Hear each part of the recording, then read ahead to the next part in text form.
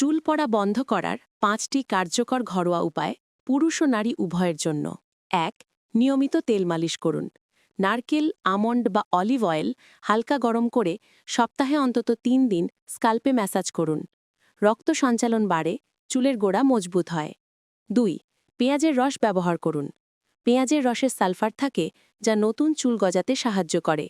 সপ্তাহে ২ দিন স্কাল্পে লাগিয়ে ৩০ মিনিট পর ধুয়ে ফেলুন। ৩. ডিম ও দইয়ের মাস্ক দিন। ডিমের প্রোটিন ও দইয়ের ভিটামিন চুলে পুষ্টি যোগায়, চুল মসৃণ হয় ও ভাঙা চুল পড়া কমে যায়। ৪. সুষম খাবার খান।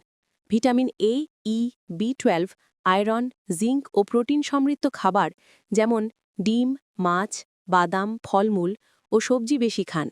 ভিতর থেকে চুলের গোড়া শক্ত হয়। ৫. মানসিক চাপ কমান ও পর্যাপ্ত ঘুমান। স্ট্রেস ও ঘুমের অভাব চুল পড়ার অন্যতম কারণ। নিয়মিত ঘুম ও রিল্যাক্সেশন প্র্যাকটিস করুন, যেমন মেডিটেশন বা হালকা ব্যায়াম। ভিডিওটা পছন্দ হলে একটা লাইক দিন আর নতুন নতুন হেলথ ফ্যাক্ট পেতে চ্যানেলটা সাবস্ক্রাইব করে রাখুন।